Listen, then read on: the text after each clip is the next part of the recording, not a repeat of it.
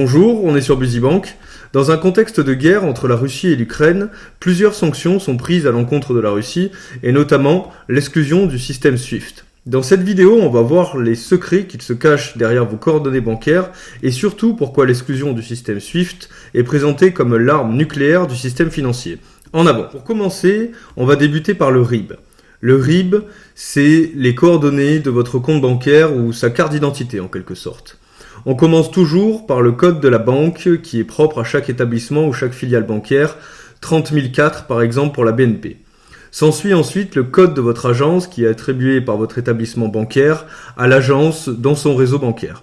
Ensuite, les coordonnées de votre compte, donc c'est généralement votre code client qui est également attribué par la banque dans son système bancaire. Et ensuite vient la clé RIB.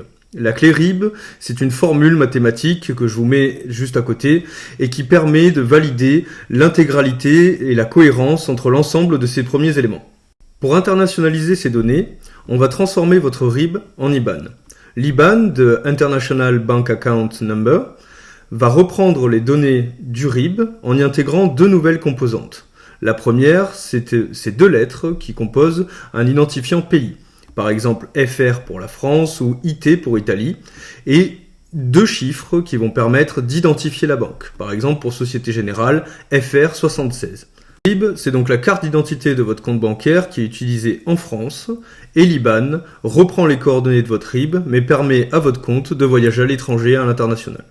Pour faciliter les échanges à l'international, chaque banque est pourvue d'un code BIC, Bank Identifier Code, qui lui permet d'accéder au fameux système SWIFT. Le système SWIFT, c'est une messagerie sécurisée interbancaire qui permet d'harmoniser et donc de faciliter les échanges. Le système a été inventé en Belgique et remplace la technologie précédente qui était le Telex. Ce système financier, cette messagerie interbancaire est aujourd'hui utilisée par plus de 11 000 établissements bancaires et dans plus de 200 pays. Alors quelle serait la conséquence pour la Russie de sortir du système SWIFT ? C'est tout simplement de ne plus pouvoir sécuriser ses transactions à l'international, de ne plus pouvoir utiliser un des réseaux interbancaires les plus utilisés de la planète, et donc de ne plus pouvoir réaliser aucun échange commercial avec l'international.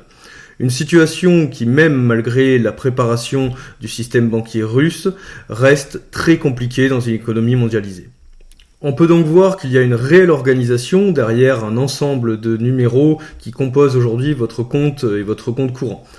En tout cas, j'espère que cette vidéo vous a plu. N'hésitez pas à vous abonner, à laisser en commentaire le prochain sujet qu'on pourra aborder ensemble. Moi, je vous dis à la prochaine. Ciao.